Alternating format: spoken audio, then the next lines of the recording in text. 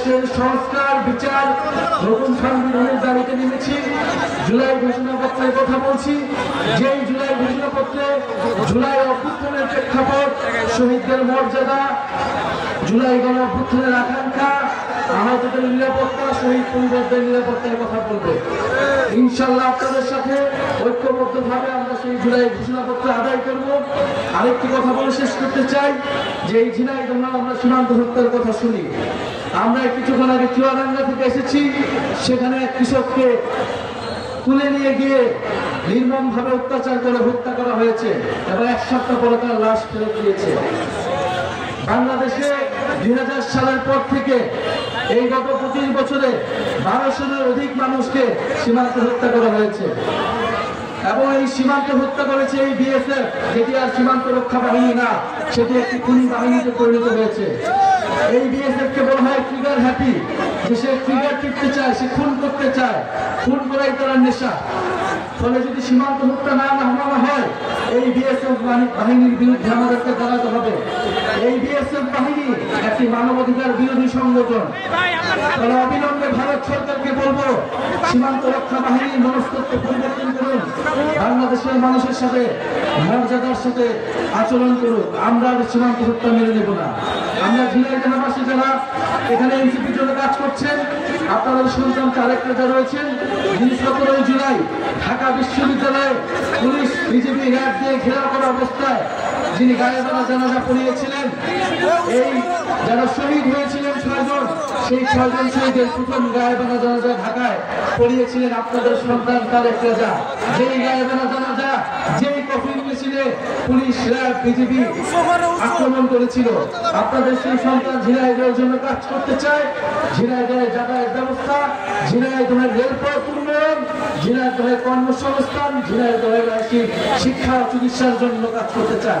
আপনারা সবাই মিলে এনসিপির সাথে থাকুন, ইনশাআল্লাহ এনসিপি আপনাদের অধিকারের পক্ষে কাজ করবে। আমাদের পরবর্তী যে যুদ্ধটা, সেটা হচ্ছে বাংলাদেশ বিনির্মাণের যুদ্ধ। আমরা 5 আগস্টের পরে দেখতে পাচ্ছি একটা পক্ষ আমাদের গণতান্ত্রিক উত্তরণের পথে বাধা হয়ে দাঁড়িয়েছে। তারা নির্বাচন পিছানোর জন্য পায়তারা করছে, তারা নির্বাচন পিছিয়ে দিচ্ছে। তারা যদি নির্বাচন চাইতো, তাহলে সংস্কার এবং বিচার দ্রুততম সময়ের মধ্যে কার্যকর করত। তারা নির্বাচন চায় না বলেই এই বিচার এবং সংস্কারে প্রতিনিয়ত পদে পদে বাধা হয়ে দাঁড়াচ্ছে। প্রিয় ঝিনাইদহবাসী, আমাদের এই গণতান্ত্রিক উত্তরায়ণের পথে আর যেন কোনো 1-11 ষড়যন্ত্র না হতে পারে, সেটির জন্য আমাদের সজাগ দৃষ্টি রাখতে হবে। অনেকে ত্যাগ দেওয়ার চেষ্টা করে, আমরা নাকি নির্বাচন চাই না।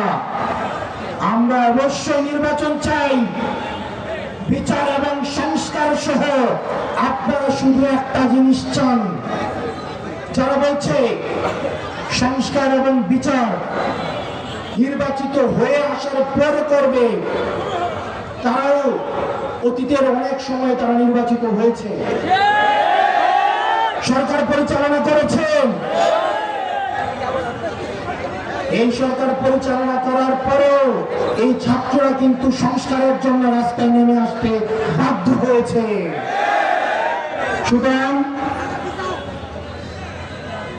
নির্বাচিত হয়ে আসার পর কে সংস্কার করবে নাকি করবে না, আমরা ভবিষ্যতের অনিশ্চয়তা থেকে আমরা বর্তমানের নিশ্চয়তাকে আমরা প্রাধান্য দিব।